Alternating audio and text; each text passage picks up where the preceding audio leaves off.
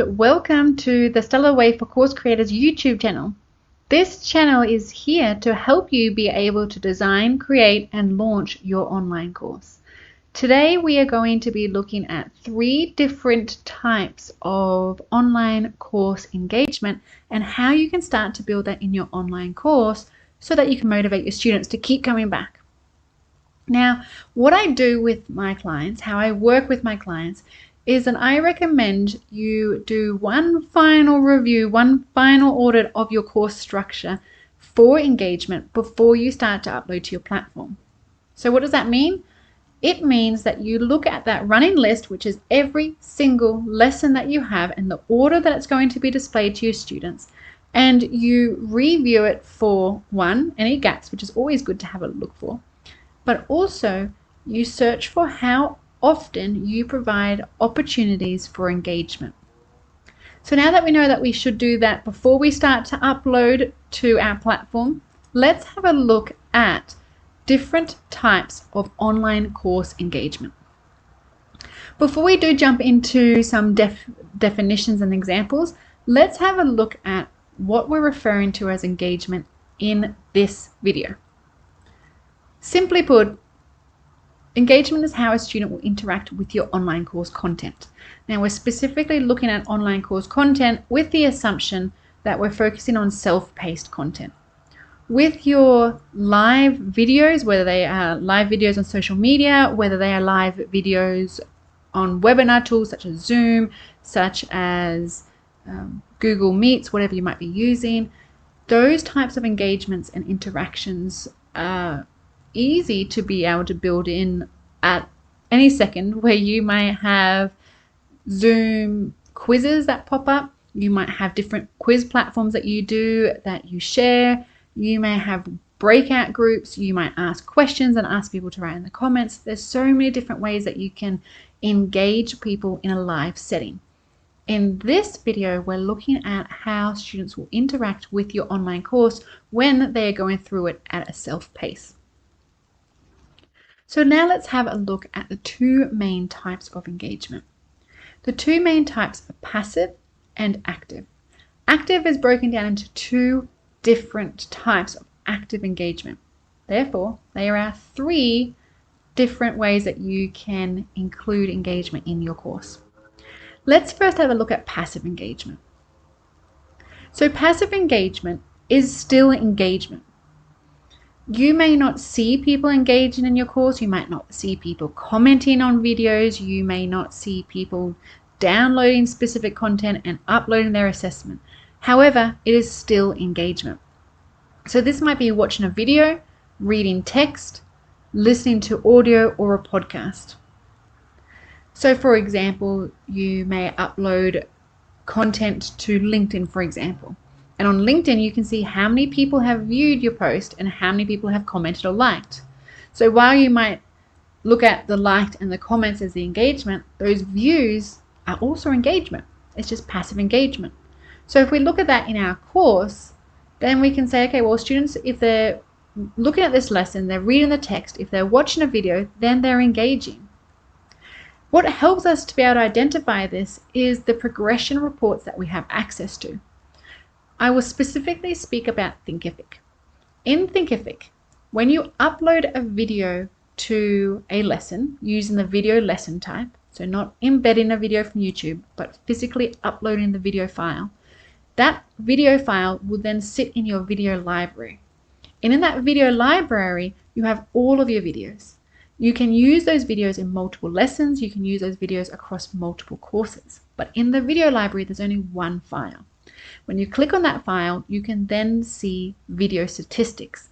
In those statistics, you can see 3 different numbers, but 2 important numbers is how often or how many times the video has been viewed, and the view rate as well. So how much of that video has been viewed. These are really good statistics for you to check in with your students to see that they are engaging. Maybe they cannot attend your live sessions because, hey, we all live in different time zones. We all live our own lives. We might not be free at the right times. So being aware of this passive engagement would help you to identify that your students are engaging. And building these into your courses would also help you. So now let's have a look at active engagement. As I mentioned, there's two different types of active engagement. That is behavioral and cognitive. Now these are the terms that I use. You may use different terms. There's many different terms for them in the industry. So let's have a look at what those definitions are. If we first look at behavioral active engagement, this is the way in which a student will behave with the interactions. Now, I'm not referring to the behavior of the student. I'm not referring to that they might be happy, and because they're happy, they're singing and they're joyful and they're smiling. These are the behaviors. Here, I'm referring to how they would physically interact with your course content. But in this regards, we're looking at minimal thinking required. So some examples for this is clicking a next button, clicking a complete button, clicking a play button, and clicking info or flip cards. So let's just explain those four first. You might have students that are clicking next to go to a next lesson. You could also add in particular slides. So to be able to consume content rather than reading a long blog, they're clicking next to read between different slides. Each slide may have an audio session to it. Within that audio, specifically again talking about Thinkific, you can provide the student with the options to play that audio, so they have to click play, or you can get it to play automatically for them. They then can complete that lesson by clicking the complete button. So these are interactions, these are forms of engagement with the student, but it's not requiring much of their thinking. Likewise, you might have info buttons, or you might have flip cards where the student needs to click on an info button or hover over it to read more information, or click on a card that then flips around to read more text. This is a great way to be able to provide lots of information to your students without overloading them with seeing too much at once. And finally, an idea that I like is that you can get students to book in a group call each week or every fortnight, whatever your structure is. So rather than having them all scheduled in beforehand, you can ask your students to go and schedule theirs or book a seat or reserve their spot. And this is a great way to reintroduce them to the course in case there's been that little bit of demotivation and they've become sidetracked, which is only normal, and you would like to bring them back into the course. So again, that is a type of engagement that requires physical interactions but is not requiring much thinking. So then the opposite of that is the cognitive active engagement. And this is the way in which a student thinks during interactions. So consider this as in their physical interaction that they're doing with cognitive thinking. So let's have a look at some examples. There are scenario-based learning or activities that provides a student with a scenario and multiple responses. Each response has a consequence. The student needs to use their knowledge and their skills that they've acquired before your course or throughout your course, and they need to apply this knowledge and skills to be able to effectively answer the question, to be able to accurately respond to the scenario. You might have reflective questions as well. Now, I like to do reflective questions where I ask the students to reflect on an intention that they set at the beginning of their course. And this is a great way to provide the student with engagement where they can reflect on their progress throughout the course.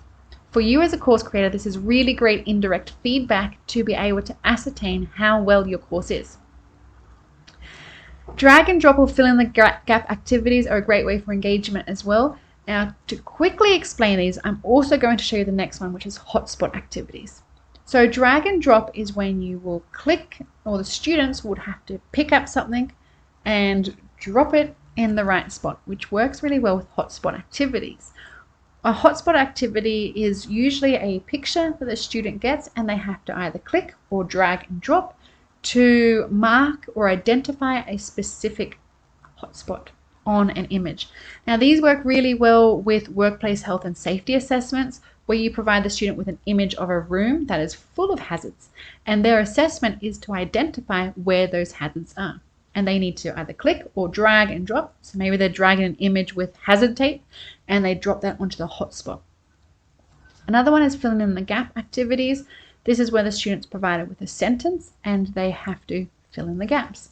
This is really great for language learning, but also it's really useful for phrases or definitions that the response is only ever one type of response. So it's not useful if the student can respond in multiple ways, nor is it useful when the student's required to provide their opinion. So not useful for short answer types of questions. So there are some cognitive active engagements. With drag and drop, fill in the gaps, and hotspot activities, these can all be self-assessing types of activities that you can create in your online course, so you won't be required to go and review everything. So they're a great way to engage your students, to be able to show them their results and progress them through their course without you needing to be involved with each one, so allowing you to scale. Finally, that I wanted to add in there, a simple download and completing a template is a great way to engage your students. Beware of this one because you may have a whole list of templates for the students to download. And if they're just clicking download, download, download, this is the physical interaction, which is the behavior, but then we're not getting their cognitive thinking involved. So in my courses, what I do is continuously remind the students to go back to the template. So in my course at the moment specifically, it is learning how to build a curriculum for your online course. And throughout that curriculum, I continually refer back to the template. So they have to go and open the template again and start to build their own curriculum over time. So it's combining those two types of active engagements. Now I'd like to end with all engagement is good engagement. However, if you only have behavioral engagement, so clicking the next button, clicking the completed button, this can become a bit boring throughout your course. If you do have a course that is boring, if you do have a course where your students are not motivated to continue, then this can really affect your completion rates, obviously. This can also affect your referrals for other students to come and study with you, and it's really not going to support your students to be able to reach their goals. So going back to the beginning of this video, I recommended that you do a review or an overview or an audit of your course structure and have a look for opportunities of engagement before you upload to your platform of choice. If you've already uploaded to your platform of choice, this is a great way to do a revision of your course and release version 2.